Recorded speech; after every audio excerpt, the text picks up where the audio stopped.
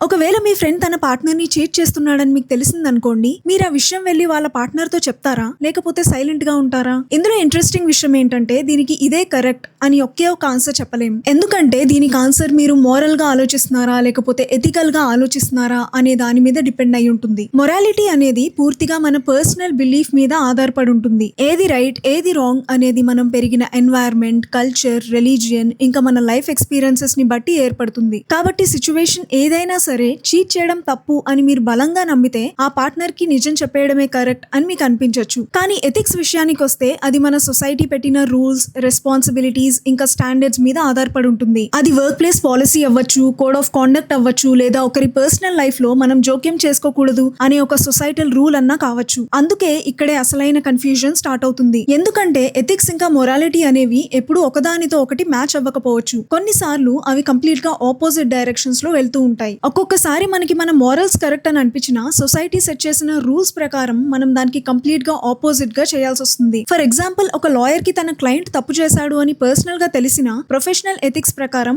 అదే క్లయింట్ తరపున వాదించాల్సి ఉంటుంది. అది వాళ్ళ సొంత బిలీఫ్స్ కి, మోరల్స్ కి ఎగెనెస్ట్ గా వెళ్ళినా సరే. మేబీ అందుకేనేమో లైఫ్ లో కొన్ని హార్డెస్ట్ డెసిషన్స్ కి ఇదే కరెక్ట్ ఆన్సర్ అని డెఫినెట్ గా చెప్పలేం. అవి జస్ట్ మిమ్మల్ని ఒకే ఒక్క క్వశ్చన్ అడుగుతాయి. నువ్వు నీ మనస్సాక్షి మాట వింటావా, లేకపోతే సొసైటీ నీ నుంచి ఏ రోల్ అయితే ప్లే చేయాలి అని ఎక్స్పెక్ట్ చేస్తుందో అది నెరవేరుస్తావా అని.